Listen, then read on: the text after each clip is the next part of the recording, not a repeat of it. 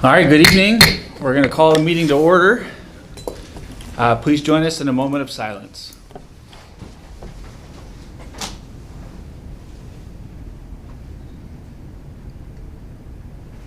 Thank you. Now the Pledge of Allegiance. I pledge allegiance to the flag of the United States of America and to the republic for which it stands, one nation, under God, indivisible, with liberty and justice for all.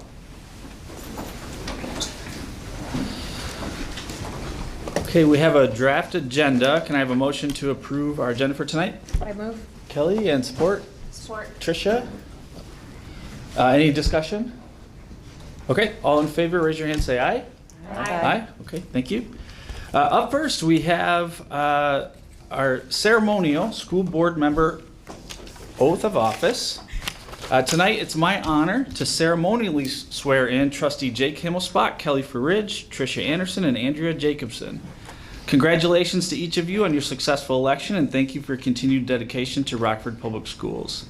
As you return to or continue your service on the board, I want to thank you for your continued commitment to the principles that make this work meaningful.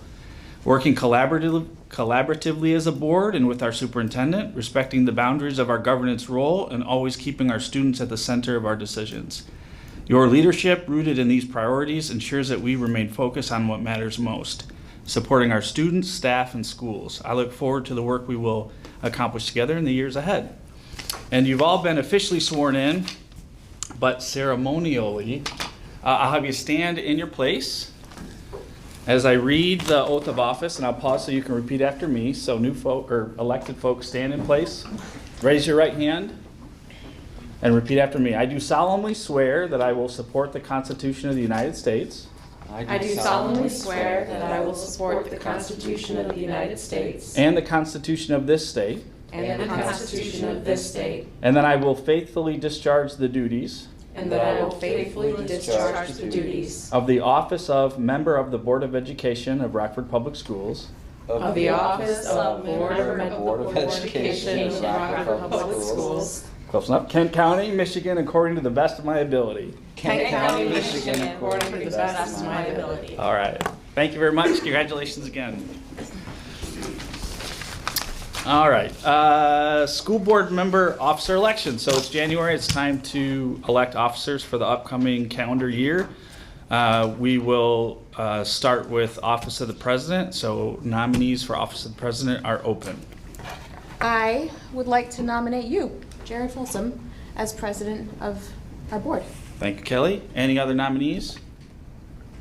Okay. All of those in favor of me continuing as president, raise your hand and say aye. Aye. Okay. That's everybody. Thank you. Up next is vice president. We'll open nominations for the officer of VP. I'm going to go ahead and nominate Kelly. Thank you. Any other nominees? Okay. All those in favor of Kelly, raise your hand and say aye. Aye. Aye. That's everyone. Up next is treasurer. Nominees are open for treasurer. I nominate Jake Himmelspach. Jake. Any other nominees? Nope. All in favor for Jake, raise your hand and say aye. Aye. And lastly, position of secretary. Nominations are open for secretary. I'll do the same for Christy. I'll nominate Christy. Thank you, Jake. Any other nominees for secretary? No? Okay. All those in favor, raise your hand and say aye. Aye. Aye. Okay. Thanks, everybody. Recognition is next, and we'll start with school board member recognition. Dr. Corey Crawford. Thank you. I have a memo from Dr. Matthews, and we have different styles, so I'm going to read this in his style, in his absence today. So here we go. Today, January 13th, is a big day. It's National Korean American Day, National Sticker Day, and National Clean Off Your Desk Day. But recognizing important days and events is kind of a thing in January. There's also Fruit Cake Toss Day on January 3rd, National Spaghetti Day on January 4th, and Peculiar People Day on January 10th. There will be Appreciate a Dragon Day on January 16th, National Popcorn Day on January 19th, and Yodel for Your Neighbors on January 30th. But we also celebrate some other important things in January. We celebrate the start of a new calendar year. We celebrate and honor Dr. Martin Luther King Jr. on Monday, January 20th. And tonight, we also take a moment to celebrate and honor our school board and School Board Recognition Month. Each January, 600 schools in Michigan take time to thank and recognize the people who serve our community as Board of Education trustees. In Rockford Public Schools, we have 7 members that are duly elected by our community to serve and oversee policy and governance of our school district. Our Board of Education has historically served without remuneration, ensuring that all community voices are represented and heard in our board meetings. The board's own guiding documents identify that the board's focus is on policy, oversight, and accountability, community representation, and establishing the district's vision, mission, and strategic plan. Tonight, we would like to thank Jared Folsom, Kelly Frerich, Christy Ramsey, Jake Himmelspach, Tricia Anderson, Barbara Helms, and Andrea Jacobson for serving our community.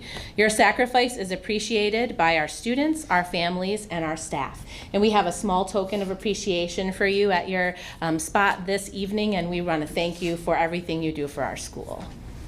Thank you very much. Appreciate that. Thank you. There's a lot of special days in January. Yeah, definitely. I look forward to the yodeling to my neighbor. That's my birthday. That's good. Yodel for your Yeah, birthday. good. There you We'll go. have you in mind then. Okay, very good. All right, on to recognition number 2 then, Middle School Student of the Month. Have Stephen roll the video for us. This is Wesley. His parents are Samantha and Levi, and he does not have any siblings. Wesley was nominated for Grit because he's a wonderful example of a student who demonstrates hard work. When he needs more time to complete an assignment, he consistently spends time at home completing them so that he can remain caught up. He started the year as a student who benefited from a lot of help, and because of his grit, has become a student that can offer support to others. Probably a famous baseball player because it is my favorite sport, and there's like a lot of history behind it, which I really love about that. Definitely probably like lunch and my subjects. Probably win the lottery because so I can give all of the money that I won to the poor, which the people who do not have homes or have any food. Oh man, I'm exciting. I didn't know about this. This is Noah. His parents are Matt and Emily, and has one sister named Lily. Noah was nominated for Grit because Noah works very hard both in class and at home, and this is leading to academic success. When he gets something wrong, he asks why and is always looking for opportunities to revise. Noah learns from his mistakes and perseveres through challenging tasks and materials. What I want to be when I grow up is an NFL player because I get to see my friends and play foosball. Work the perfect job because it would be the perfect job. Feels good because you're doing something good and you get noticed about it. This is London. London's parents are Matt and Stephanie, and London has 2 siblings. London has worked very hard to stay on top of her classwork this trimester. She knows that if she falls behind, she will have a harder time getting caught up. She uses win time to get extra help and has shown a big improvement in turning in assignments on time and completed. What I want to be when I grow up is a hockey player. My favorite thing about school is math. Who I want to be on a deserted island is my mom. I don't really know. It's good. This is Jay. Jay's parents are Doug and Jamie, and he does not have any siblings. Jay works very hard to learn. Jay shows grit by making sure he is actually learning the content and giving his best instead of just completing a task and moving on to the next thing. When I grow up, I want to be a chef to cook food. There's no other reason. Just everyone's nice, the teachers. My favorite thing probably is lunch. Gordon Ramsay, because he could cook, so I would live. Cool, I guess. I don't really have any feelings towards that. Don't know what to say. Talia, her mom is Fori, and Talia has 2 siblings. And Talia has been through a lot in her personal life and has really worked hard on working on herself emotionally and academically. And for the first time in middle school has made honor roll during the first trimester. In fact, made the principal's honor roll. She's truly the epitome of grit. I'd probably want to go into pharmaceuticals or some sort of art career. My favorite thing about school is seeing my friends learning, especially in Spanish, because I get to learn about my culture and that'll change me as a person. I would take the money, split it, put half of it in a savings account, and then invest it. Great, actually. It's a great success academically, but not only that, it shows that in life, if you persevere and work hard, it'll get you. This is Grayson. His parents are Lindsay and Andrew. Grayson has worked hard in class and has remained polite and friendly and has shown up for school even when difficult things have occurred in his life. Grayson is the reason that we come to school and has shown grit throughout the entire trimester. When I grow up, I want to be an NFL player. My favorite thing about school is my friends and the subjects I have. With $1 million, I would probably give some to my family and keep the rest. It feels good to be nominated because it shows that I did something good for it and I'm being acknowledged for it by the staff. This is Gabby. Her parents are Sadel and Chris. Gabby has 4 siblings, Bella, Maddie, Jackson, and Jordan. She has 1 bunny and 1 dog as pets. Gabby comes to us from Rockwood Elementary, and she participates in orchestra and loves to do camping as well after school. When I grow up, I want to be a zookeeper because I love working with animals. My favorite thing about school is probably science or my friends. I would rather work the perfect job because I feel like I would make more money than just winning the lottery. It means a lot to me because it makes me feel recognized by my teachers. This is Caden. His parents are Travis and Nicole. He has 1 younger brother and 1 younger sister. Caden has no pets. Caden comes to us from Belmont Elementary and loves sports. He plays baseball, basketball, and football. I want to be a pro athlete when I grow up, like baseball, basketball, or football. Just probably getting to hang out with all my friends because almost all of them are here at North. I'd rather work the perfect job because winning the lottery, that's just a one-time thing, and to me it's more about the experience of getting to work the perfect job. It means that my grit and hard work over this year and month have paid off a lot to get recognized by teachers and stuff. This is Elle. Elle's parents are Adam and Kelly. Elle's sister is Emma. Elle has 2 dogs and comes to us from Rockwood Elementary. Elle plays soccer and volleyball after school. When I grow up, I want to be a pediatrician. I love working with kids. My favorite thing about school is the friends I have at school. They just make school so much better, and I love having them in my classes. If I was on a deserted island, I would want to be stranded with my best friend, Izzy. She's so funny and so nice, and I think she would make a deserted island so much fun. To be selected as Student of the Month, it means so much to me. It shows that my teachers are seeing the hard work I'm putting in. This is Maverick. Maverick's parents are Eric and Bobby. Maverick has 1 brother and 1 sister and 2 dogs. Maverick came to us from Valley View Elementary, and he plays football. I want to be a professional sports player, learning new information from my teachers. My friends, which would turn it more into a vacation. It reminds me of all the great teachers that push us to do our best at the middle school. This is Macy. Macy's parents are Angie and Mark. Macy has 3 siblings, Lainey, Harper, and Owen. Macy has a cat named Reggie, another cat named Gizmo, another cat named Bug, a dog named Jack, and another cat named Samantha, and also 5 chickens. Macy comes to us from Belmont Elementary. When I grow up, I want to be an orthodontist.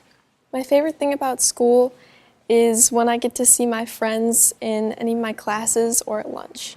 If I had $1 million, I'd probably give it to some of my friends and family and then go on a trip to somewhere like Hawaii. It means a lot because I do put a lot of work into school, and it means that it is paying off. This is Carson. Carson's parents are Dustin and Linda. Carson has 1 sister named Raylene and 1 dog named Mia. Carson comes to us from Belmont Elementary and likes to participate in wrestling football, baseball, and also snowboarding. Carson is also a member of the National Junior Honor Society. When I grow up, I want to be a professional athlete or a Navy pilot. My favorite thing in school is learning new things, probably pay off my parents' house, buy a car and invest it. It means a lot, being selected. It shows that like my hard work and dedication is being recognized.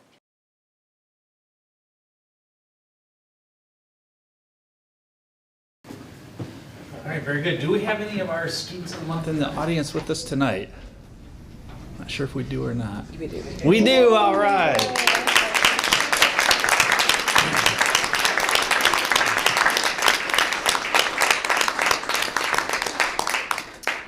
Well, congratulations again on your recognition. Keep up the great work, and thanks for coming tonight. It's good to see you. All right, up next is a recognition for hand-to-hand donation. Dr. Wilson Crawford? Yes, thank you. It is an exciting time for us to be able to present a check to Hand today. From November 8th to the 26th, Rockford Schools participated in a district-wide fundraiser for Hand with our 8 elementary schools, both middle schools, competing for what is dubbed a Dr. Matthews Cookie Day. That is where Dr. Matthews bakes cookies for the entire school that wins, all the staff and students.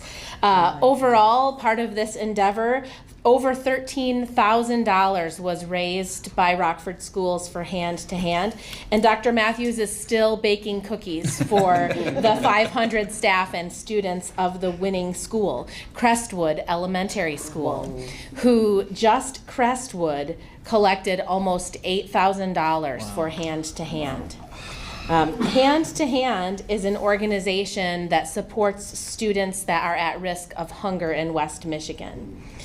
Nearly 65,000 students are at risk of hunger just in West Michigan alone, which is roughly 834 school buses full of kids that are being dropped off at home each weekend with maybe food compromised households. And so Hand exists to eliminate that gap between when students leave on Friday and when students come back to school.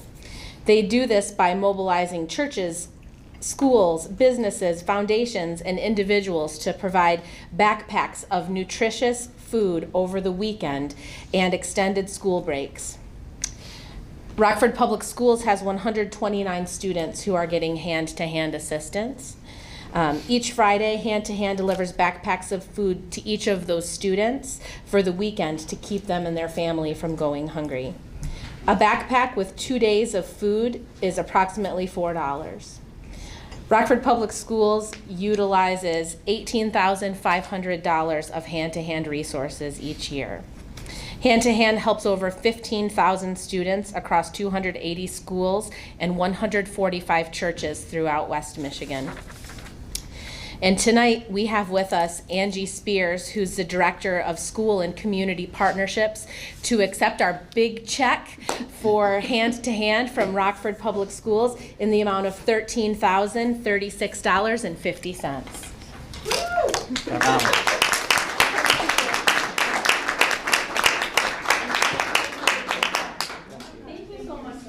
You do. What a blessing. You just, I have no idea.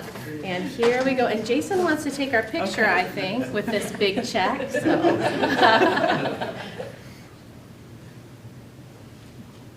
Thank you very much. Yeah. Thanks so much. There you go. Do you want me to keep it? Or it is yours for the taking. Thank you so much. We're very grateful. Awesome.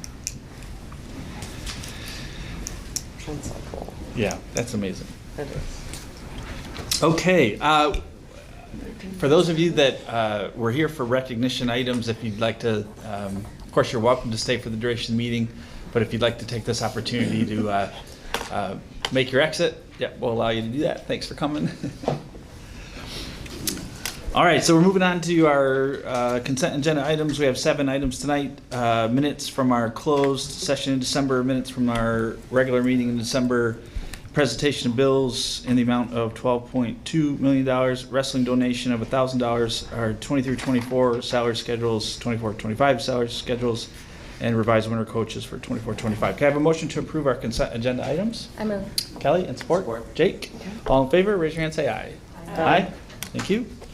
Okay, new business number 1, Crestwood Furniture Purchase. Dr. Wilson Crawford? Thank you. I'm going to turn it over to Mr. Ram to explain our furniture purchase. Thank you, Dr. Wilson Crawford. So as you know, last year we brought elementary furniture purchases to you as part of the 2019 bond to enhance our district learning environments. The classroom furniture pieces that were purchased are flexible. They have a variety of different templates, if you will, in the elementary. They're sized correctly for the specific age groups of the children, and they really enhanced our learning environments from those elementary schools that have already had the furniture implementation. So to date, we've had 7 of our elementaries that have received the new furniture, and today's bid, or today's proposal, if you will, is to outfit the remainder of Crestwood Elementary. And Crestwood Elementary, we have 12 additional classrooms that require furniture. We have taken some of the furniture from around the district, and we have actually populated some of the classrooms that are in Crestwood already. So this does not include the complete building, but rather it will finish the building, even though there's some classrooms that already have the new furniture set. So we're excited about the furniture. It's transformational, really, in student engagement and supporting instructional practices. As you know, we're trying to create the best learning environments possible for our students, and the furniture is one piece of that for sure.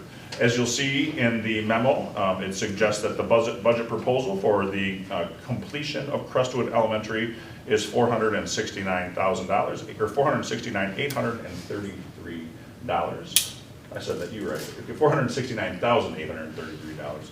And again, that would outline the Crestwood completion. We would implement the furniture over spring break, and so this would be 8 of our 9 elementaries with new furniture. As a side note, Roguewood is our remaining elementary that would require the furniture, and that will be happening at in June of this year.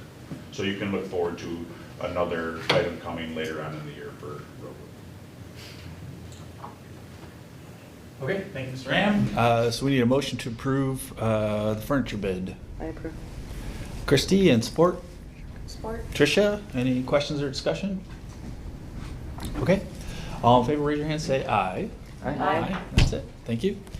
Audit fiscal 24. Yeah. As you know, the audit is completed for Rockford schools for each fiscal year, and this year is Allison's first year with us doing the audit. Our audit comes a little bit late in the season, still within the regulation, but we're on the tail end of it. So Allison, here you go. Thank you, Dr. Wilson Crawford. As mentioned, every school year, school districts are required to have an independent financial audit. Ours was completed in the fall of 2024 for the fiscal year ending June 30th, 2024. This evening I have Mark Sawyers from Hungerford CPAs and Advisors here to present the audited financial report. So if you'd like to come up, and he will take some time to present those financial information to you all. Also in front of you is the annual financial report, and this is also available on the district website as well. Thank you. Thank you. Hello everybody, how are you tonight? Good. It's a beautiful evening for a board presentation. I knew I would follow something interesting with student presentations and all that fun stuff, but a little more dull, my content here, but nonetheless very important. Good intro there from Allison of the requirements here. You receive an annual audit each year. In addition to that, it's sort of a 2-for-1 deal where you get 2 audits. You receive also a single audit, which is due to federal grants that you receive, common with the district your size, and most districts in the state of Michigan are large enough to receive a single audit. So we do come out in the spring of each year, May, June timeframe for that piece of the audit. And like was mentioned on there, we come out late in the season. You're one of our last audit field works that we perform late in the year and submit on time every year, November 1st. I'm here this late because you also receive an ASBO certification. That's a level of excellence that is a certification process. We help and assist in preparing those financials. What I'm talking about today is your required financials for MDE, what you need to receive state aid each year, and that's what I'll go through. Before I do, I want to say thank you to Allison. We do appreciate the commitment that the district has to an audit process, which is a lot. You know, you have construction here, you've dealt with COVID funding like all the schools in the state. That all just increases the, I don't want to say burden, but the amount of work in a business office that happens. So we appreciate that. We come in every year with lots of questions, requests, and follow-ups and all that fun stuff. So we appreciate Allison and her team. Just a quick recap of the year. And important to point out, you do have the full reports in front of you. What I'm going to talk about today is more of a report card, high-level information. There's some user-friendly graphs and charts and that sort of thing to see how fund balances and different figures are changing. But for the most part, the details are in the report itself. And if anyone is interested and has questions, feel free to follow up with me. I have my email address on a couple slides here. So I mentioned the commitment in the audit process. We appreciate that. And I also mentioned all the activity, some recaps there of your construction in progress. You have right about $50 million in construction in progress as of June 30th last year, so keep that in mind. Activity has been ongoing since then. So that means there's a lot of work that's happened. Those buildings or different projects aren't quite ready to be placed in service. I would imagine a lot of those will be this year in fiscal year 25. And a couple of highlights. Edgerton Trails Elementary is a big component of that. North Rockford Middle School, transportation renovations, that's the core of it, but there's a lot more going on than just that. And then also this year we placed $21.3 million of prior year CIP into service. So the Crestwood addition, we're saying there's more furniture needs there as well that we'll be looking to add this year, but listed out a few of the big ticket items and what was implemented this year here in this slide. In addition, you refunded a bond. So page 38, and I referenced, should have said page 37. Those are the notes to the financials for your capital assets and your long-term debt. Good notes to the financials for you to reference with a lot of, you have a lot of debt here, a lot of different debt funds, and you also had a lot of construction, so those are good notes to refer to. The report card, I mentioned that. So our independent auditor report, you need a clean opinion, unmodified opinion, if you will. You want us taking that language and copying and pasting it in your report. MDE does not accept anything less than that. So if we were not in that unmodified territory, there would be difficulties in that regard, would impact state aid, that sort of thing. So for many straight years, I don't know if you've ever had anything other than an unmodified opinion, but we were at that level of assurance in the audit. There's also a report included in internal controls over financial reporting. So this is we need to consider your controls in the business office as it relates to financial reporting. So we'll do walkthroughs of controls, various procedures related to that. Also had no findings there, nor with non-compliance with applicable laws and regulations. So really a clean year. And I mentioned all the work in the business office. You did get a break this year with no new accounting pronouncements, but that'll be short-lived. I have a future slide that talks about what's upcoming. So I'd like to include this slide, page 6, and that's in the management discussion and analysis, describes what governmental financial statements are. There's a couple spots in the report. But I mentioned I'm not going to be talking about the full report, and partly because you have two sets there. You have your district-wide financials that include long-term focused assets and liabilities. So if you think of your pension and your OPEB, your other post-employment benefit liabilities, which fluctuate over time based on actuarial involvement and estimates related to that. This year, those with investments at the measurement date being at a little better position, those numbers fluctuated wildly. So I did not include them in the report, partly for that reason, and mainly because I think as a board, you spend most of your time with the governmental fund financials, so your general fund balance, your special revenue funds, your capital project funds, your debt funds. So that's what I'll talk about today. On this slide, with those funds, just some high-level information. So as you can see, your general fund, your primary operating fund, it is your biggest fund of the district. We list out what the special revenue funds you have here at the district are. But mainly, your activities in the general fund and those capital project funds. So as you would imagine, a lot of our audit efforts are spent in those areas. The statement of revenues, expenditures, and changes in fund balance. This is basically your income statement. Again, changes pretty drastically over the last 5 years, and that's common in the state of Michigan with the increase in funding, increased revenues, you've increased expenditures. But we've done a good job of maintaining a consistent increase in fund balance and keeping it within the range that MDE likes to see, which is 10 to 20% your ending fund balance compared to your budgeted expenditures for the following year. So you sit right in that range. I have the number on a future slide, but I believe it's just under 17%. I have a couple pie charts here that show you the breakdown of revenues and expenditures at a school district. State sources, the primarily, or the main component of your revenues, your state school aid. You also receive local sources, so your property taxes is one of the main local sources you receive with improved taxable values in the area. That's up. The foundational allowance was up last year, so your state school aid was up as well. So those contributed to increases. Expenditures by function, this breaks down, and as you would imagine, a school district, you have a lot in instruction, but really a lot of the supporting services also are instruction related, which is why we broke out what is included in supporting services, which really is wide ranging. So keep that in mind when you look at this pie chart. Community services, not as much, and a very small component in the general fund is capital outlay. That capital outlay is typically isolated to those construction funds. And then fund balance, with the increases in revenues over the years, the last 5 years, pretty consistent increase here.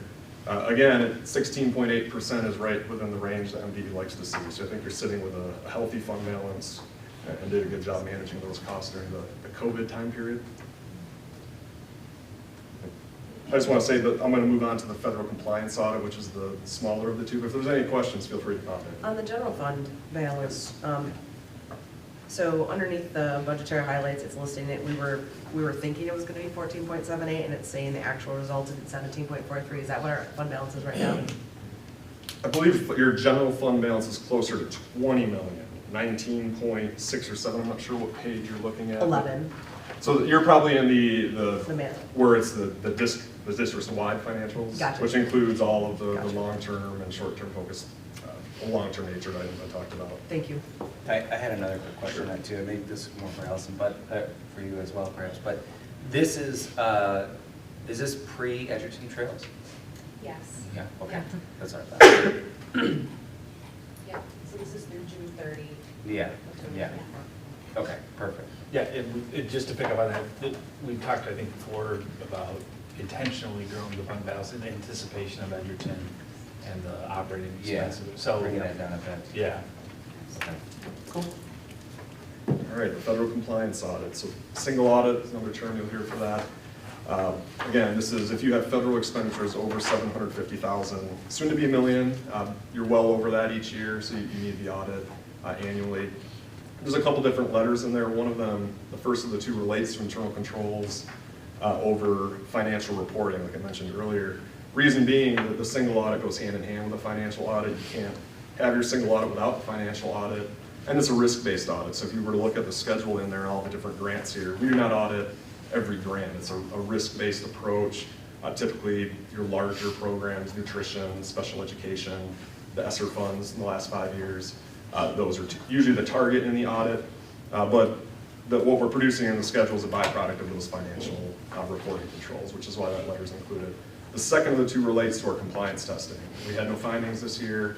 I believe for the second or third straight year, we needed to look at the Education Stabilization Fund and ESSER with the dollar amounts that came through the district that was required each year, and with the federal government defining it as a high-risk program for the first 3 or 4 years of its existence that necessitated us to audit.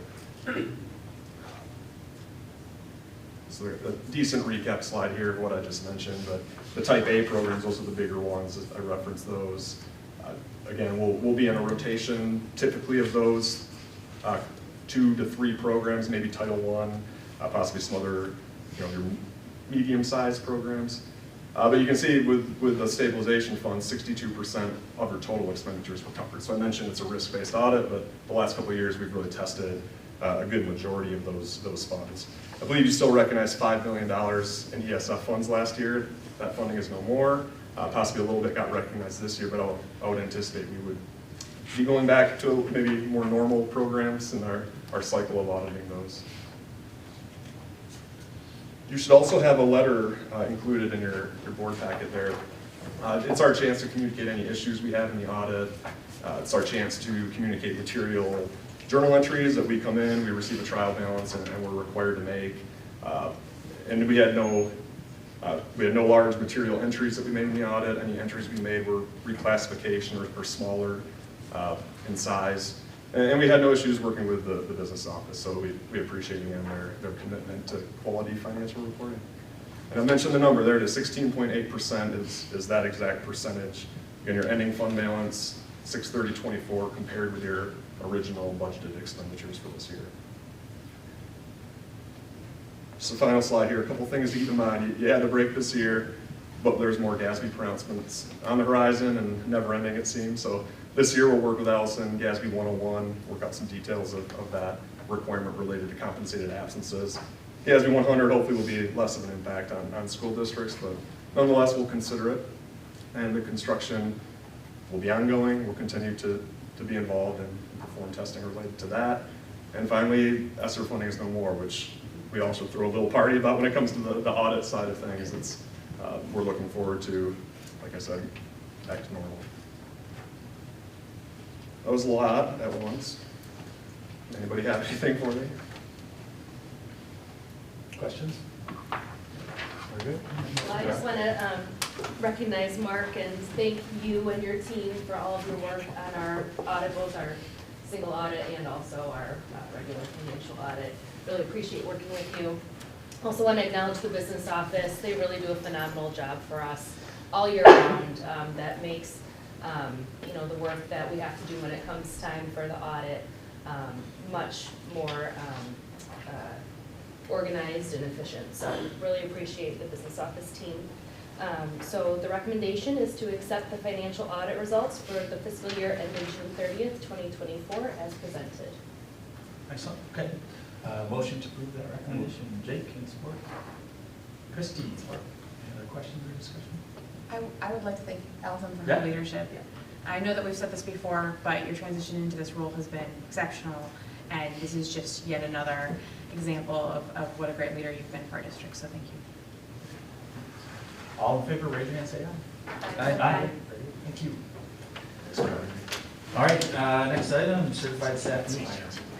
Thank you very much. We have one certified staff new hire before you. It's a result of a mid-year retirement at the Freshman Center. And so you have a candidate in front of you, Ben Crocker. Ben Crocker is a social studies teacher. He has a lot of experience in Michigan, also in another state, in Kansas, and then also in Rotterdam, the Netherlands, where he was an international teacher. So it's always neat to bring candidates to the table that have varied experience that they can bring to Rockford. And so I would recommend that we approve Benjamin Crocker. Excellent, thank you. Motion to approve? I move. I was looking this way, so Christie moves. Can I support? Kelly supports. All right. Any question or discussion on this one? Okay, all in favor, raise your hand, say aye.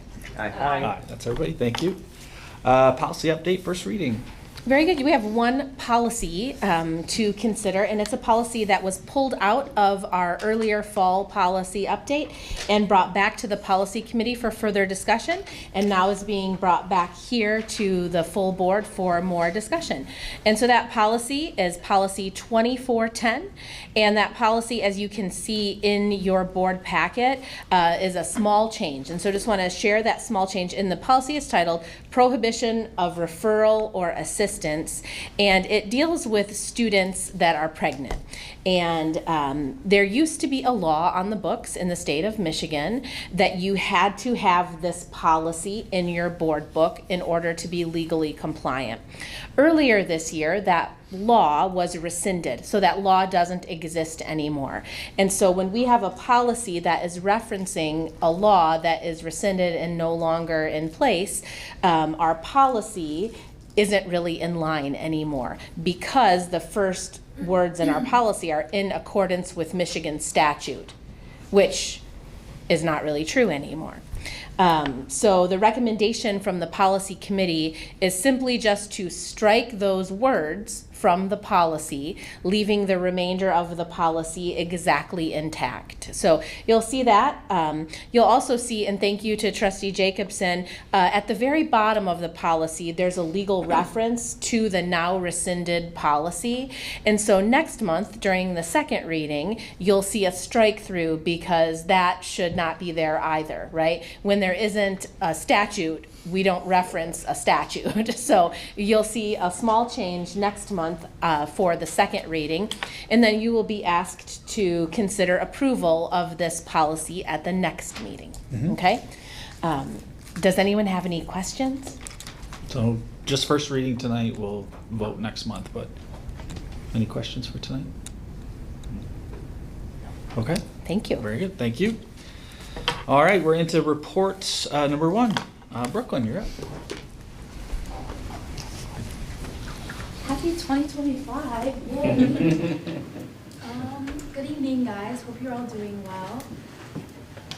Recently at Rockford High School, we've had a lot going on, especially before Christmas break.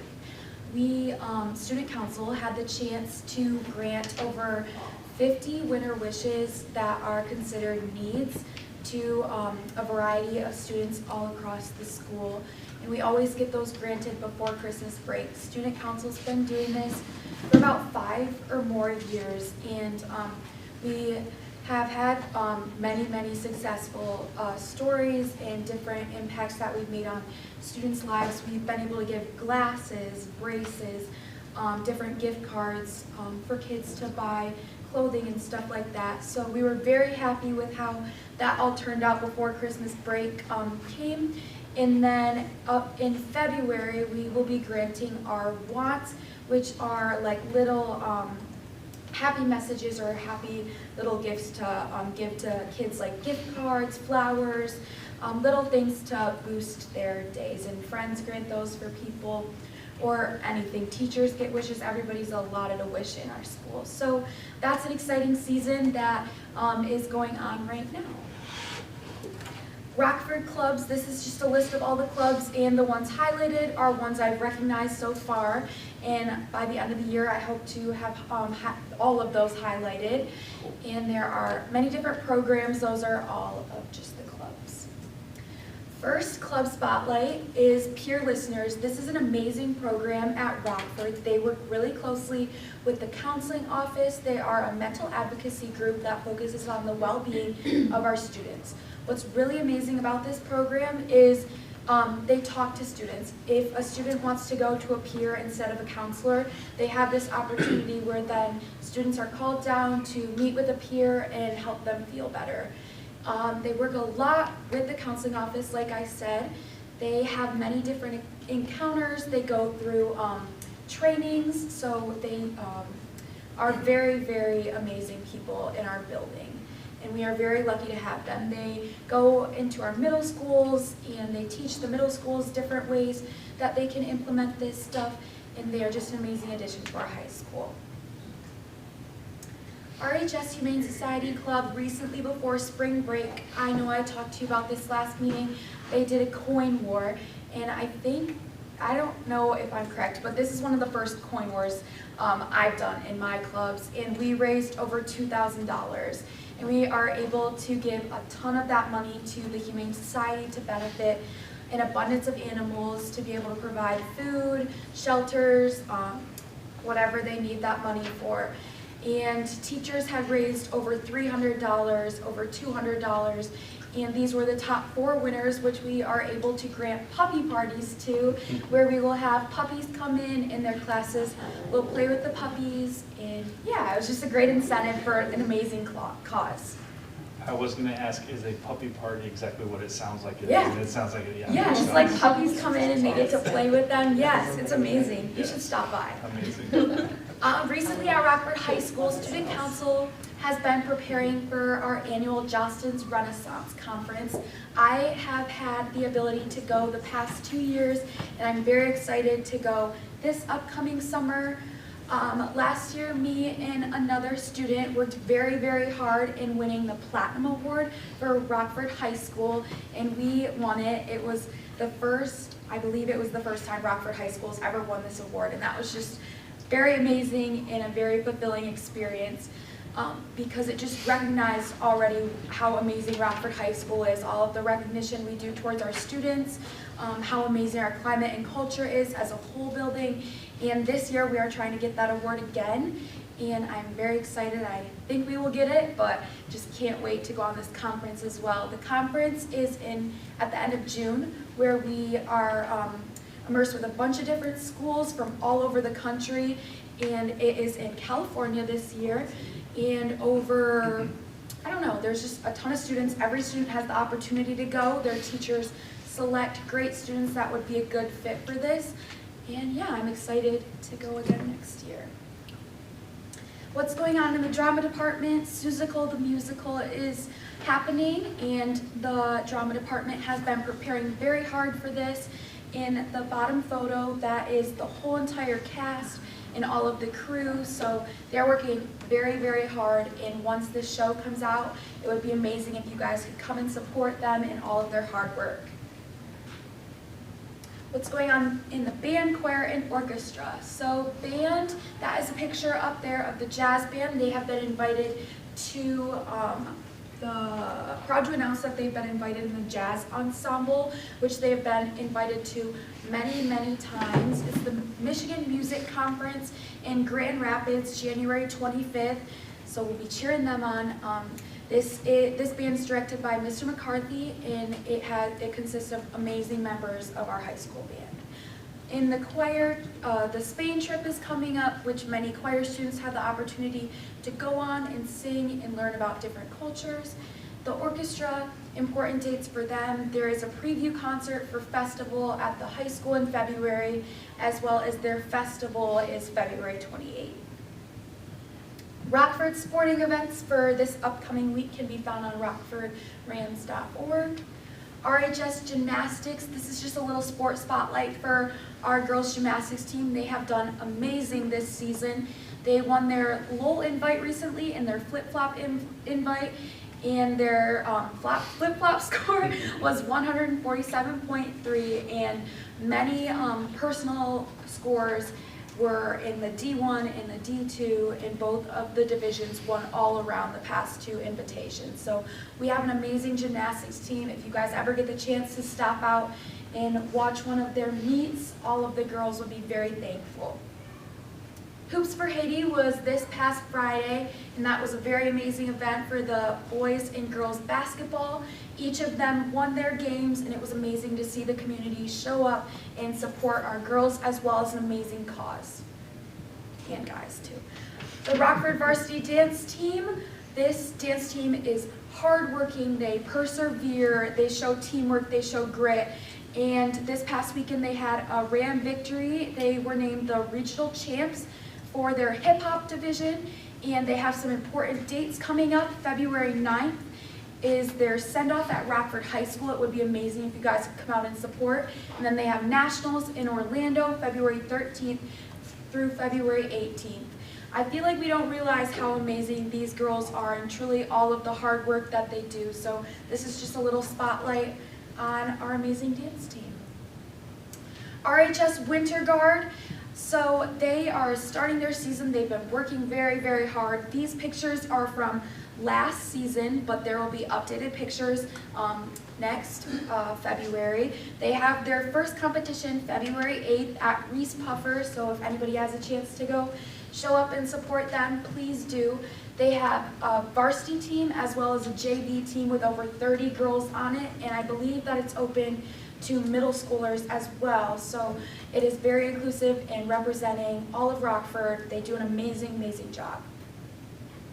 The ski team has done an amazing job so far this year as well, with competing multiple times, and a lot of Rockfords have placed individual scores. There's some scores up there, but I just know that all of these skiers have done an amazing job this season. They've had different invites that they've had the opportunity to attend, and there is just some pictures of the varsity team right there. giving thanks to our custodians, maintenance, theater department, and lunch staff this January. We are doing an abundance of things to recognize them. Each of them will get a variety of dates throughout the month of January where our student council class will pick different things like coffee bar, little sweet treats for them, and we will surprise them and just hopefully make their day and appreciate them for all of the hard work they do for our building. This slide has just been on here for the past couple of weeks, but I feel like it's very important. RHS Care Closet is partnering with Tapestry, and they are bringing in tons of updated clothes to replenish our care closet that is used by multiple Rockford High School students.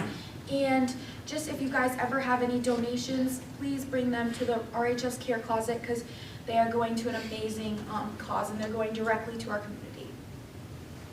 Chuck-a-Duck at Hoops for Haiti with Interact students. This is the first time Interact did this, and it was an amazing success. We raised over $300, which we will be donating to our Hoops for Haiti Foundation. We sold ducks at the game. Kids went out and tossed them. There was an adult toss, and kids just loved it. And yeah, we had 2 winners with each incentives with Rockford Cash, and it was a great first year for Interact doing this event.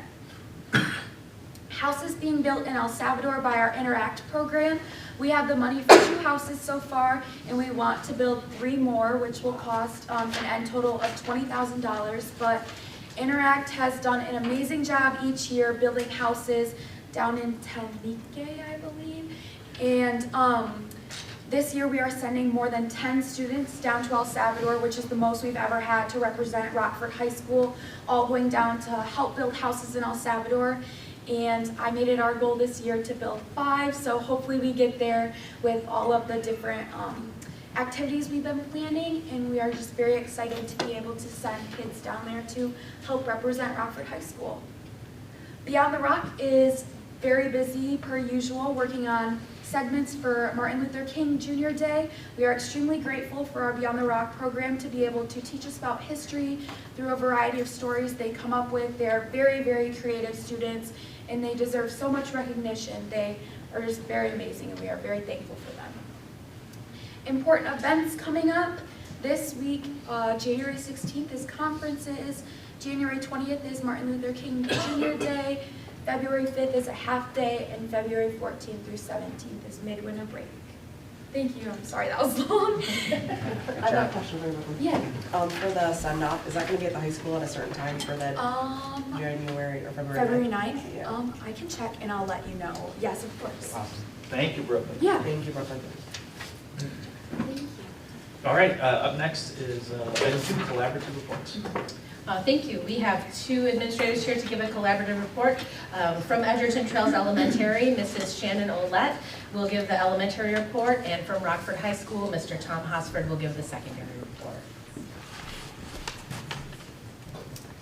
I'd like to start by just telling Brooklyn, she does such a nice job. Brooklyn, I appreciate, first of all, your enthusiasm, and second, just how engaged and how much you know about our wonderful school. So thank you for always sharing such a good message.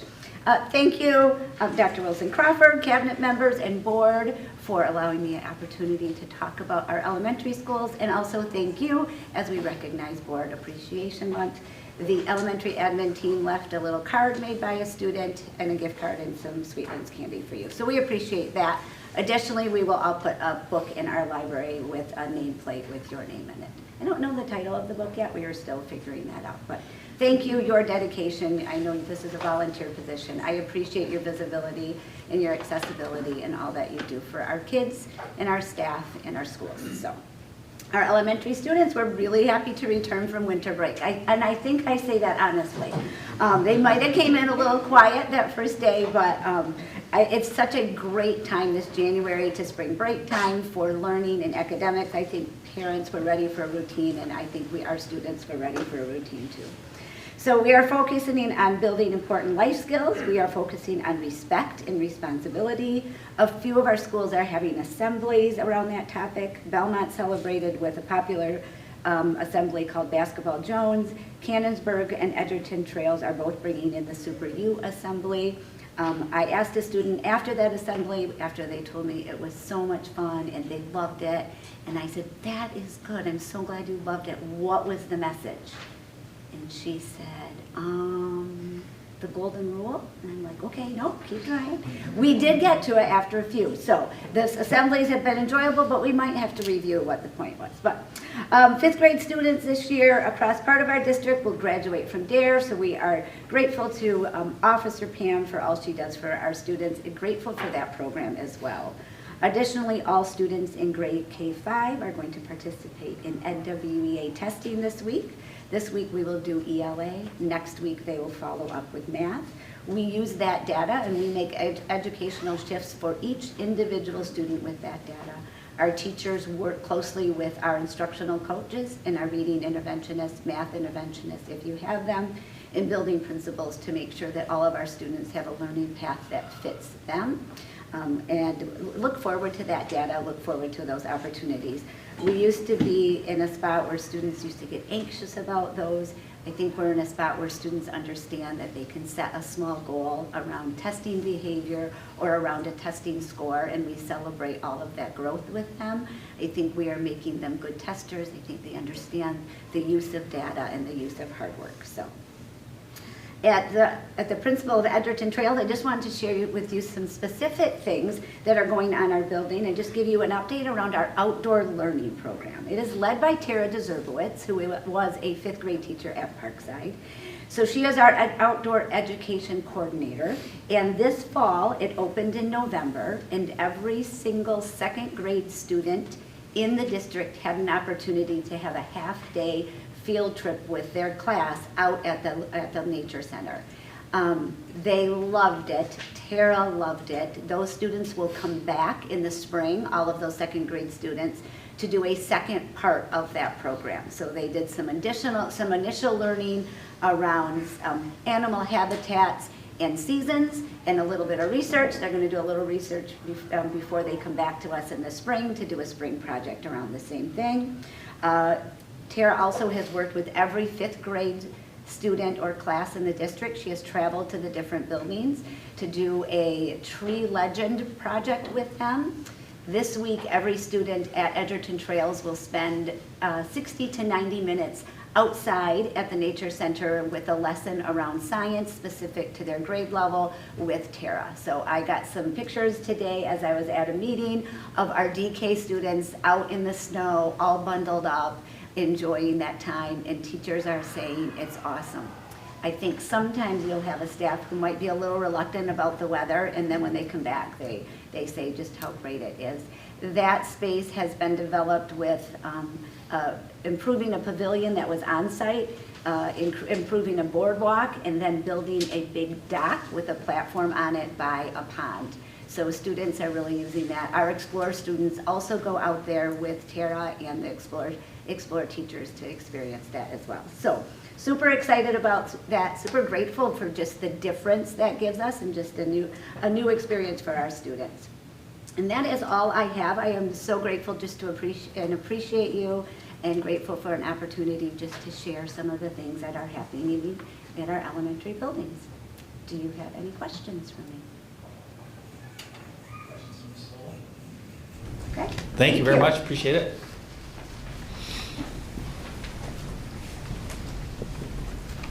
Good evening, Dr. Wilson Crawford, Board of Ed, Central Office staff. We're about halfway through the year already. I mean, it's just unbelievable how fast the time flies. When I stood up here for the first secondary update back in early September, and I'm here now, and it feels just like that. So we're getting a lot of work done, and we're having some fun, I guess. First of all, from the middle school reporting, the NWEA testing window is open, with math being completed last week and ELA being completed this week. Both schools report that it's been neat to see the student excitement about this test and about seeing their growth, which is what being a student is all about. Challenging yourself, getting out of your comfort zone, learning and growing. So that's great to hear. Their spelling bees are taking place this week and I think next week. So if you haven't ever seen one of those, oh, it's a riot. So they take it seriously and have a lot of fun. And the kind of the next step with this NWEA testing is all of our math teachers are going to get together at the middle school.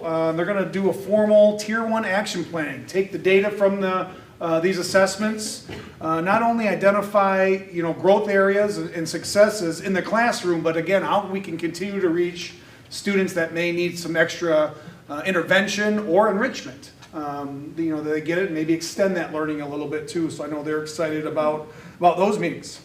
At the high school level, we have parent-teacher conferences this week. It's always great to see our teachers interacting with our parents. Seeing parents in the building is great, and we just look forward to that. This is the time of year where we actually, at the high school level, in January, start having a foot in both years, this year and next year. And it takes an army to create a master schedule at the 9-12 level, and we start that process. We've already started it today with some meetings, at the beginning of the school day. So within about 4 to 6 weeks, our current 8th through 11th graders are going to register for courses next year, which will help then tell us what courses and how many sections of those courses we have to offer. We somehow throw it all in a hat, throw some pixie dust on it, and we can kick out this big master schedule that students will then sign up for their classes for the following year in May. So that process starts right now. The Freshman Center is excited to announce they're planning for their 2nd annual career exploration event. We'll soon be looking for parents who are willing to visit the school and share their career experiences with students. Again, just getting students thinking about that next chapter in their life, and the Freshman Center did a great job with that last year, and look forward to building on that this year, the 2nd annual. One last thing about the 10-12 building. I mean, you saw Brooklyn up there just going to town on all the great things that are happening recently at Rockford High School. And there's a lot more to report too. She was actually like, "Oh, is this too long?" I'm like, I think this is great. This is all happening right now. And what I want to commend students like Brooklyn and really a lot of our students. There isn't a week that goes by where a student or a club comes into my office and says, "Hey, we think we have a need with a family or a student. We think we have a need with an organization in the community. We think we have a need with maybe a national or international organization, and we can help with that. And we want to help spearhead some fundraising or create awareness." And it just makes me as a principal, and I know our building, so proud that our students take such pride in helping out their communities and giving back. And the lessons that they're showing, especially our seniors, to our underclassmen, being great role models. So thank you to Brooklyn and all of your fellow students. You guys are doing a great job at Rockford High School. Lastly, on behalf of the secondary schools, I'd like to wish you a happy Board of Education Appreciation Month. Your time, your effort, your support does not go unnoticed and is truly appreciated. Just thank you for who you are and for supporting our school system and supporting our community. I know it's not an easy job, but we wanted to give you a token of our gratitude. So thank you for all that you do. Any questions? Thank you. Thank you, Mr. Osford. All right, up next, committee reports. I know we've had some committee activity, I think mostly before the holiday, but anybody have any highlights from committee activity? Corey covered mine. Yep. I think HR met to review Dr. Matthews' final evaluation, and we finalized the press release, and that's it. That's kind of the high level on the HR committee. Okay. Anyone else? The curriculum committee met, and I was not at this meeting, but I do have the information. It sounds like there was quite a bit that got to be discussed. There was a survey that went out to some first grade, or DK through preschool through first grade families, to get a feel for if there's a desire to expand the immersion programs. And it sounds like there were some specific languages that people expressed an interest in, those being Spanish and Chinese, presented with the most interest, but with about twice as many families favoring Spanish as a desire to expand that one. So it sounds like some more information will be coming on that front. And then Tara was present, Tara Dzerpowicz was present at the curriculum committee meeting, and she provided an update related to how the outdoor learning program was going in the elementary schools. And it sounds like they're doing some amazing things. Mrs. Owlett just kind of reported on some of the cool things that she's kind of working on. Mike Ram was able to give an update on the Fast Goals landing page and talked about 6 instruction goals and the progress of those goals thus far. And then also there was Maggie Phelan was at the meeting, and she introduced a new geometry and construction project-based learning opportunity and course for the fall of 2025 for math students. And that would be at the 1012 building.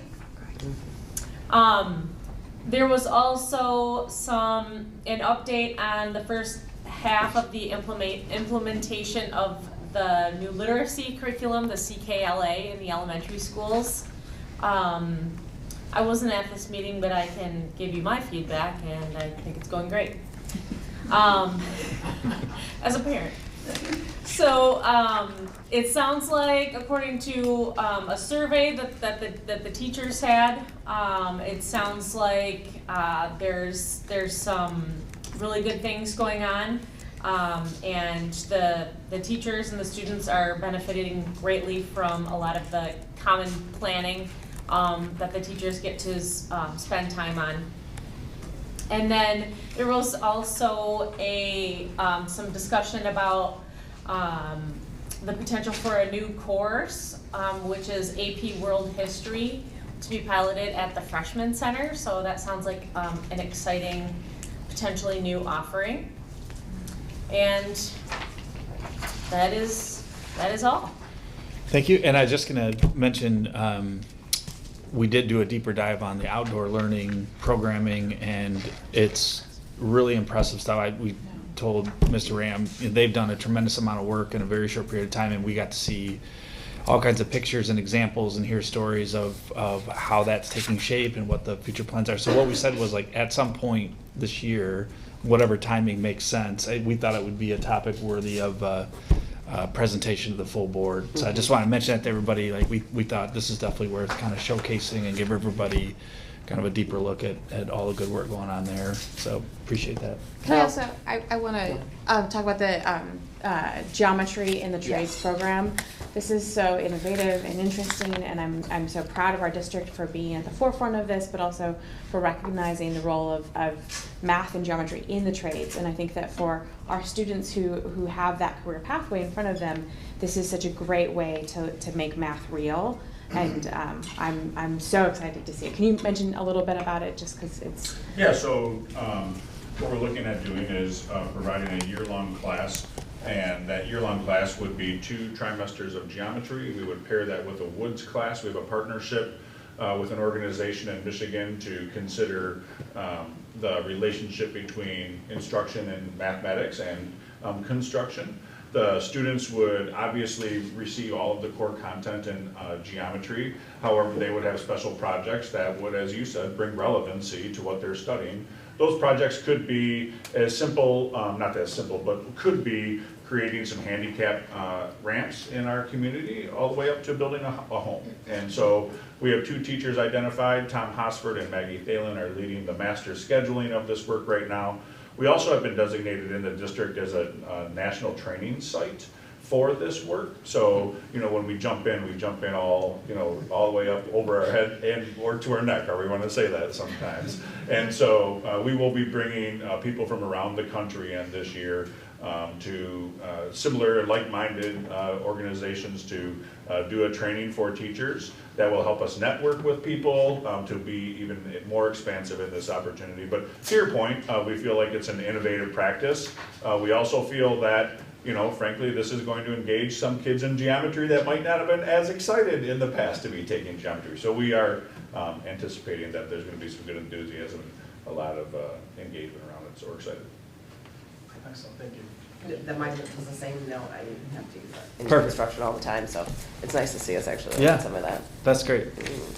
Oh, I just had one note. It's not in one of our committees, but I just wanted to, I don't think she's here, but a shout out to Lisa Jacobs for getting that, our new website up and running. I know it was a big, in her team, to get that as a big effort.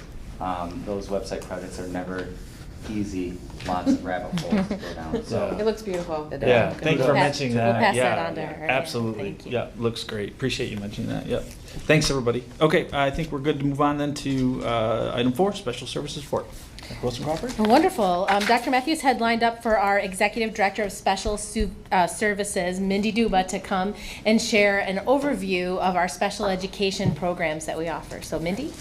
Good evening, Board of Education and Central Office staff. So it's been a few years since I had given a report to the board on special education. So today will be a general overview of special education programs and services in the district. Special education is a highly complex process and program for the district. So I'm going to just simplify it a little bit for tonight's presentation and really just talk about 4 different areas of special education. So we're going to talk about IDEA, which are the requirements for special education. We're going to talk about some programs and services that we have in the district for our students, and then also give you a snapshot of the students that we are serving and their eligibility areas. So IDEA is the Individuals with Disabilities Education Act. This is our federal civil rights law that protects the rights of children with disabilities who meet requirements for special education services, and it also protects the rights of their parents. So if you hear IDEA mentioned, it's our federal rules and regulations. In addition to IDEA, Michigan also has a set of rules and regulations that coincide with it. So when we are authorizing special ed programs and services, you will hear IDEA and also what we call MARSE, M-A-R-S-E, are the state rules and regulations. So as we look at IDEA, again, there's multiple layers, but if we try to pull out some of the core principles of special education, we would look at procedural safeguards. Those are parents' rights, and so procedural safeguards, it's a document, it's a lengthy document that outlines all of the rights that our students and parents have and what our obligations are to our students and our parents. Parents are provided with procedural safeguards at least annually at a minimum. And again, it has rules, regulations. It also has a lot of resources for parents if they would like to reach out to community agencies. So a lot of other resources in there. Parental involvement is extremely important as well. Our parents are active members of our IEP teams. Every part of our special ed process is designed to make sure that we are considering parent input and parent voice. Students' plans are driven by parental input, and so in every part of our procedures and processes, there's always going to be a place where we're starting with parent input and hearing what their concerns are along the way. Another part of IDEA is that we are appropriately evaluating students when we suspect that they may have a disability of some type. So we have evaluation teams that consist of school psychologists, social workers, speech pathologists, teacher consultants. So depending on what the student need is, we will have an evaluation team that comes together to conduct an appropriate evaluation to make sure that we are comprehensive in our evaluations and appropriately identifying students eligible for special education. That evaluation period is about a 30 school day evaluation process, so it is very comprehensive and in-depth to make sure we've correctly identified the needs of students. So another area is what we call FAPE. You might hear FAPE out there. That's a free and appropriate public education. That's what we're required to provide students with. So this is at no cost to parents. Special education can't can't cost a parent or a child anything, and it needs to be appropriate. So if we've identified a student who's in need of special education programs or services, we have to make sure that we are providing them with any and all services that they require in order to progress in the general education curriculum. So our offer of FAPE for students will look very different, and it's very individualized based on their needs and based on the evaluation that we've conducted. Another term, and you'll probably see there's a lot of acronyms. Special education world is filled with acronyms, but you'll see LRE. So LRE is least restrictive environment. So we need to be educating students alongside their non-disabled peers as much as possible, to the fullest extent possible, and that we're not removing them from the general education classroom unless that's what they require in order to progress with their IEP goals and objectives and in the curriculum. So this also means educating students in the school that's closest to their home. So that is an important consideration as we are writing IEPs for students. And then lastly, what really is the driving force is the IEP. That is the document that we develop with parents and the IEP team that documents all of the students' strengths and needs, their goals and objectives, and then the programs and services that they require in order to progress. Core principles of IDEA. So now we're going to look a little bit at how we deliver special ed programs and services in the district. So from a programming perspective, we service students ages 3 through 5 in our early childhood programs. Students could attend anywhere from 2 to 4 half days per week, and those programs are located at Meadow Ridge. There are multiple levels of programming. The more intensive the need, the more days that they're going to be at school. So anywhere from 2 to 4 days. And our teacher to student ratio are lower for these programs as well. After early childhood, in all of our buildings, you will find resource programs or resource teachers. So these are programs that are staffed with a special education teacher. Most of these teachers are certified in learning disabilities. They will service all academic areas and any social emotional needs that students may have as well. So we have at the elementary level at least one resource teacher. In every building at secondary levels, multiple resource teachers. And then we get a little bit more specialized for students who have more significant needs. So we operate programs for autism spectrum disorder. We have programs at the K-12 level. Those are located at Parkside, East Rockford Middle School, and Rockford High School. What we know about autism is that rates are increasing. So students being identified eligible under autism, it's growing at a rapid rate, and that we have had to increase our program offering as well in this area to accommodate those needs. And then we also operate cognitive impairment programs. Again, these are available for students K through 12. They're located at Lakes, North Rockford Middle School, and Rockford High School. So those are programs where their students may be with these special ed teachers for, it could be an hour a day, it could be 2 hours a day, it could be most of their day. So it's programming in addition to their general education programming and teacher. We also provide what's called related services. So related services are going to be speech and language services, social work, occupational therapy, and teacher consultant services. And again, that's all, those services are identified based on student need, and the frequency of those services is delivered based on the student need. We do work with Kent ISD. They provide us with services for physical therapy, orientation and mobility, and visual impairment services for students who have low vision or are blind. So we do contract with the ISD for some services as well.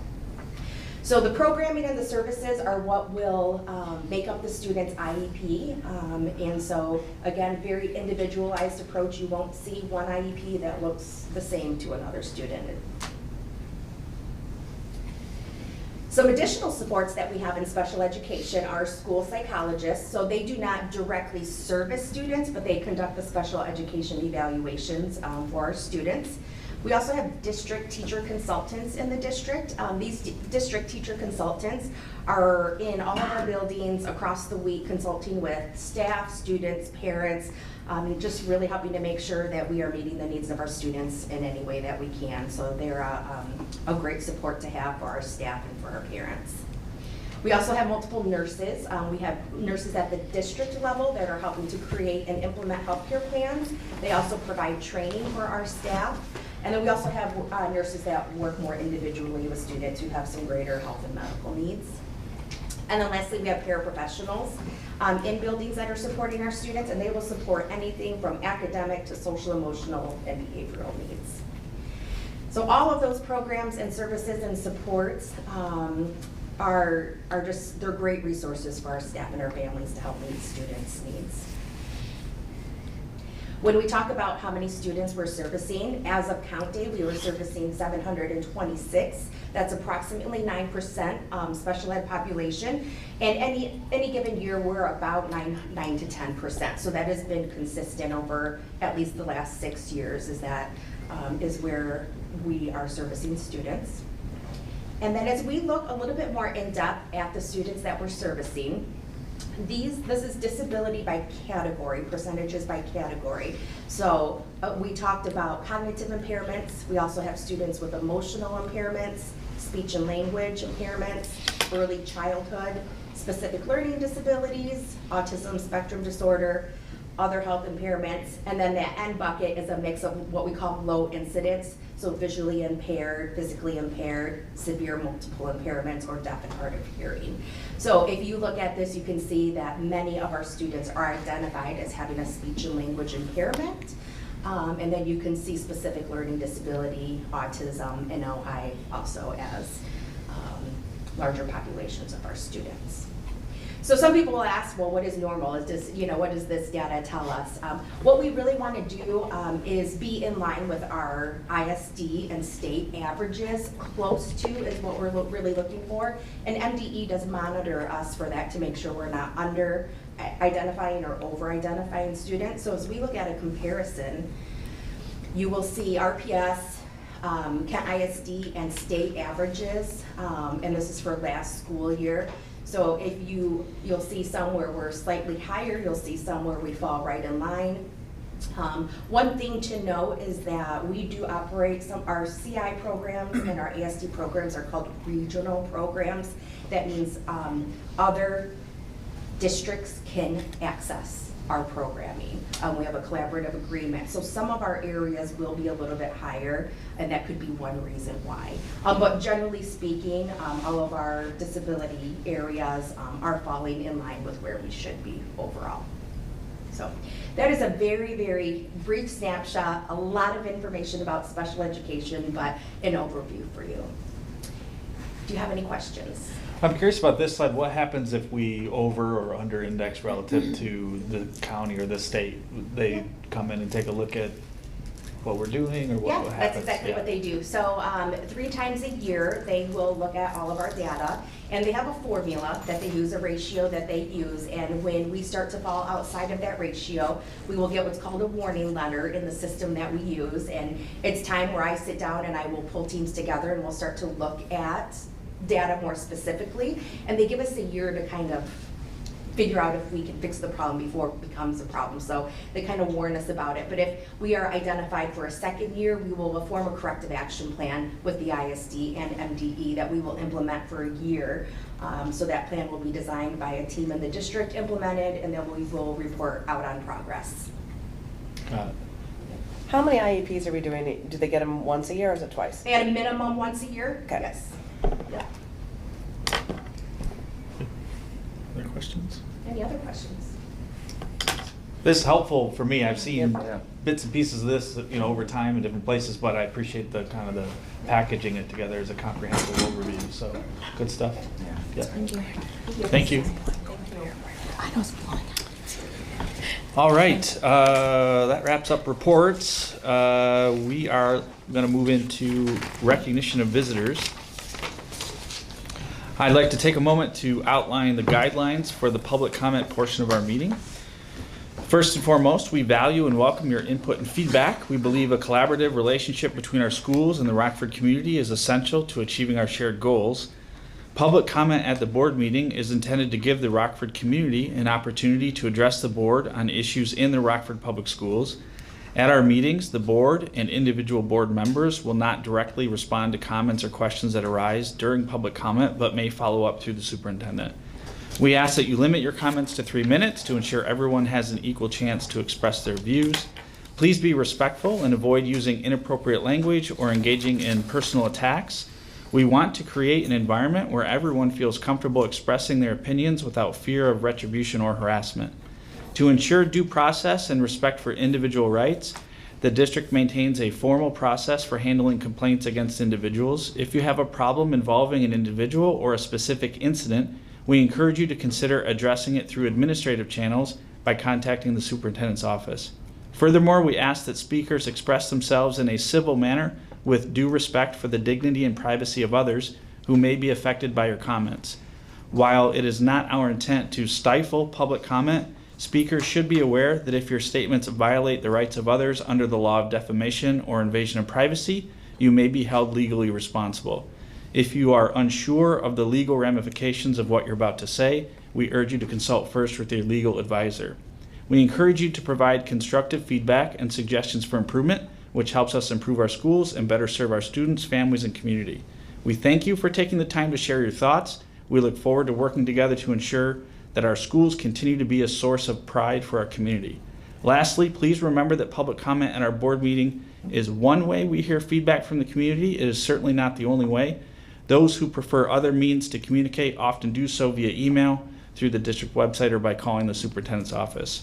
When we call your name, please step up to the podium and be mindful of the timer. Speakers are asked to address the board, not the audience or others in attendance. The audience is asked to remain quiet so speakers may be heard without interruption.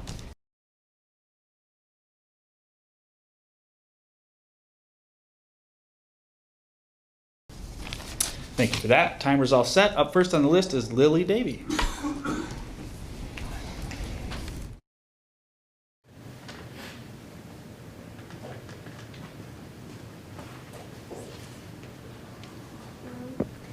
Hi, I'm Lily Davey. I'm in 6th grade and I go to East Middle School.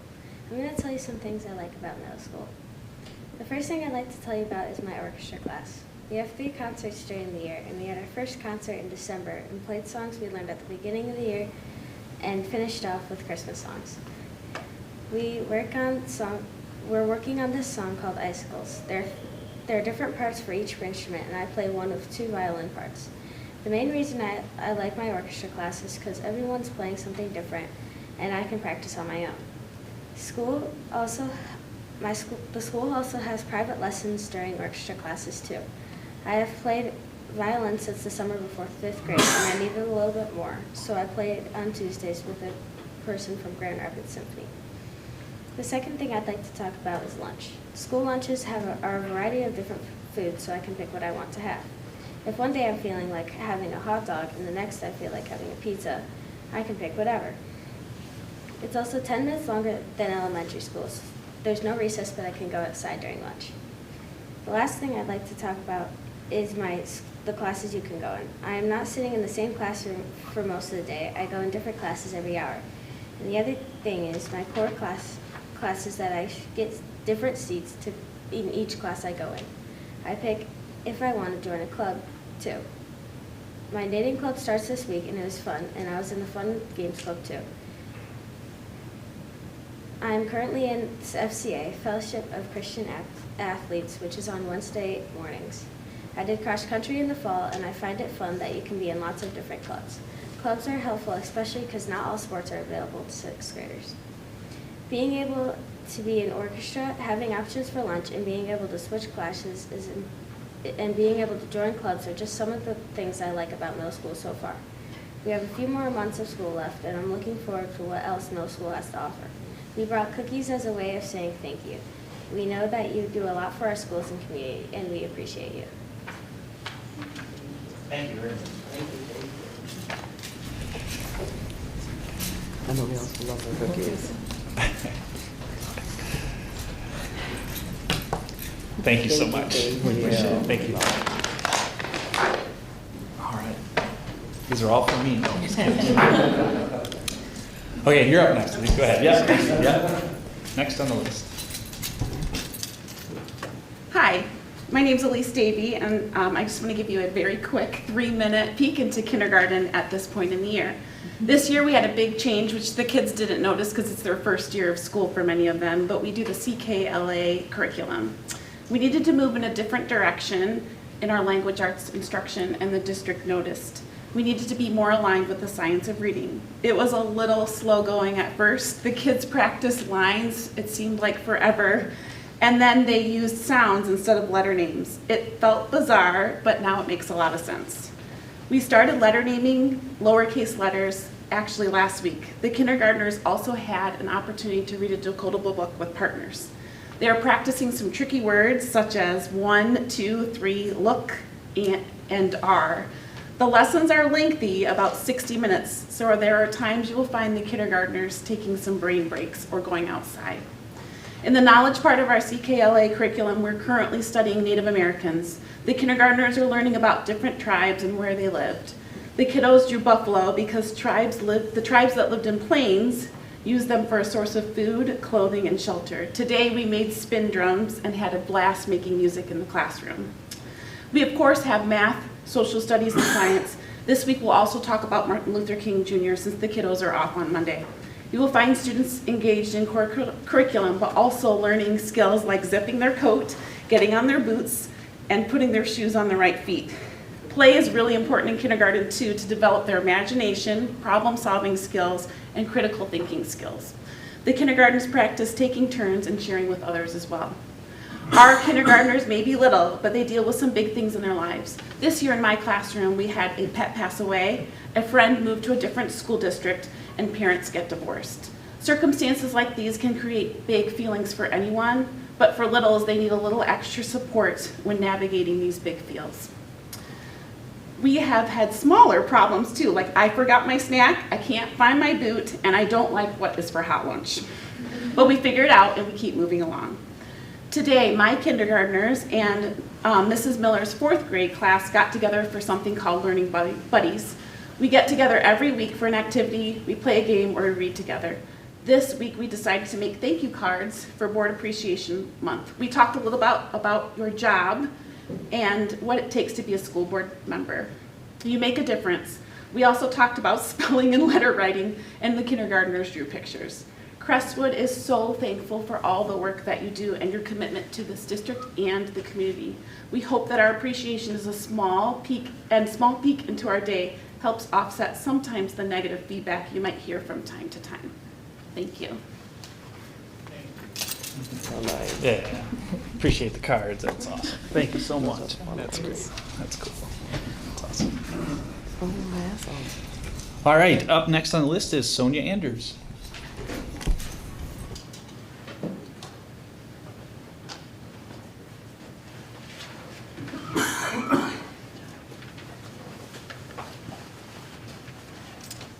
I am here tonight to speak on behalf of REA and its certified staff members. And normally I just like to speak from the heart, but my message of appreciation and gratitude from REA is important enough that I'm going to refer to my notes. So I'm sorry, but I want to get it right. So while some of your work is here in these public meetings, many more hours are spent on your own time learning and preparing for these and other meetings. This work is often unrecognized for its amount, but also its importance. Ensuring a free and fair public education for our community is no small feat. Your work impacts every student and staff member who is part of our community. And this work must acknowledge, honor, and lift up every student for who they are, where they come from, and what they carry with them to school each day. From our 3-year-olds in the early childhood special education program that Mindy talked about, to our adult education program where, I'm not sure if you're aware, but there is a student there in adult ed who has been working since 2017 on their diploma, and this May, at the age of 64, will get her Rockford Public Schools diploma. Your work is that important. So thank you doesn't seem quite enough tonight, yet here I am thanking you for the work that you do on behalf of REA and all of its members. Not only to thank you for your work for your school community, but also for your support of the staff who seek to implement your vision for our school community every day. Thank you. You. All right, we'll reset the clock, and up next on the list is Charlie Curtis.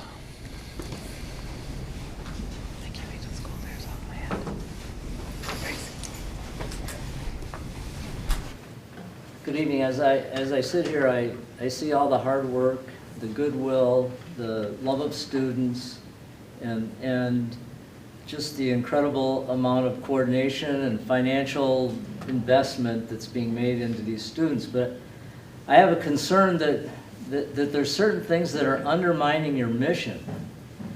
And you have to create an environment in which parents want to send their children. And in my experience, I found a lot of parents that are resisting putting their children in Rockford schools because of some of the things that are going on and that are undermining your good mission. And I just want to, encourage you to rethink a few of these things. They're basically embodied in a couple of lawsuits that are against Rockford, one for harboring pornographic or obscene books in the library. And the fact that you're spending our taxpayer and dollars defending the right to have these books that most parents don't want their children exposed to. And the other aspect is there's another lawsuit where the school was going behind the backs of parents in order to hide the fact that they were transitioning a young child. And most parents don't want their children in an environment where that could ever happen. And Rockford has taken the position of fighting to keep these books and fighting to be able to do these things behind the backs of parents. And you might not understand it, but this is demeaning your mission. And your mission is good. And most of all of you, I see the love you have of children, the goodwill you have, the hard work, the intellectual capital that you put into this process of education here in Rockford. And I would hate to see that diminished by certain things that are causing parents to pull back and want to do something different with their children. And it's been reflected in the diminishing enrollments for the last 4 years. And I quite frankly, expect that could possibly continue, and nobody wants that. Nobody wants parents to not feel that the environment is good for their children. Education is one thing, but environment is another, and you need to create an environment where parents want to send their children to this Rockford School District. And I just encourage you to rethink some of these underlying principles that you seem to be adhering to in order to benefit the mission that you are involved in, because it's harming that mission. We'll reset the clock, and up next is Dwayne Gritter.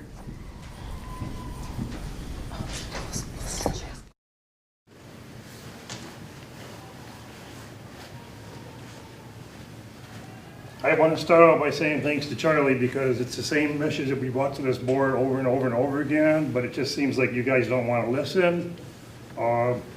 Fantastic accolades from many people, and granted, you guys have done great things here at Rockford, but you definitely are diminishing your mission, just like Charlie just said. We started the evening out with making an oath. We pledged an oath, which is a promise to yourself and to the community. What is that oath? The oath was to the Michigan, excuse me, can I have my phone there? Sorry. The oath was to abide by, as best as your ability, the Michigan Constitution. And the Michigan Constitution, as many of you have read, I mean, obviously you just made an oath agreeing to the Michigan Constitution. So my guess is you've read it, you understand. It starts out, the very first thing it says about education is what? Religion, morality, and knowledge. Religion and morality are the first two things that are brought up in the Michigan Constitution, which you guys made a promise to uphold tonight. We expect you to keep that promise.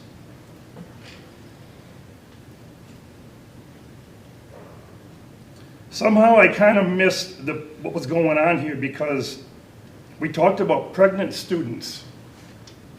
And yet, throughout all of your policies, which I've read them all, most of you have already said you've admitted to it, you don't read them. I get it. You don't want to read them, but you're going to prove them here pretty soon. Abstinence is called out in your policies throughout it, in many places, abstinence. And yet we're talking about pregnant students, and as Charlie stated earlier, we're encouraging young kids by putting books with pornographic material in them. I stated it in the last meeting, I'm going to state it again. The parents want to bring their kids out of the room, they can do it. I'll give you about 2 seconds. These books are depicting oral and anal sex, and you guys are okay with it in the middle schools. And then you turn around and say in your policies that you're going to encourage abstinence. You can't have both ways. You can't be encouraging abstinence and asking kids to stay away from that stuff and then turning around in middle school and providing them with books depicting it. How can you do both? And again, upholding the Michigan Constitution, religion and morality. I don't see it, guys. You've made a promise to us and you've lied from the start.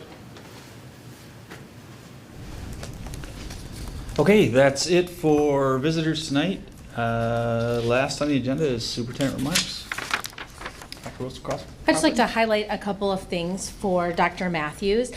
First of all, our administrators participate in a monthly professional development, and our administrators did that today as part of our pre-board work that we do. And so just to highlight that, Mr. Ram took our administrators through some work with our professional learning communities and moving forward in that way, and how our administrators will work collaboratively with teachers and with support staff at our professional development day on the 20th. So we spent some time preparing for that work. We also spent a lot of time working through the RAMS 12 administrative goals.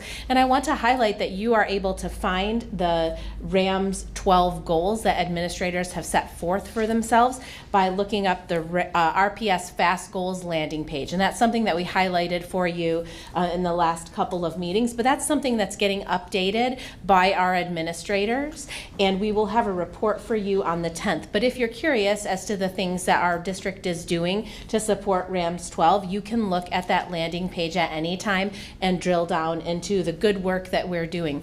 As a reminder, the RAMS 12 is a strategic plan that we put together, was approved by the board, and we had about 3,000 community members provide input into that document. So that's our guiding document that moves us forward, and we'll be doing some more work on that both on January 20th, but also at our next administrative meeting, which is February 10th.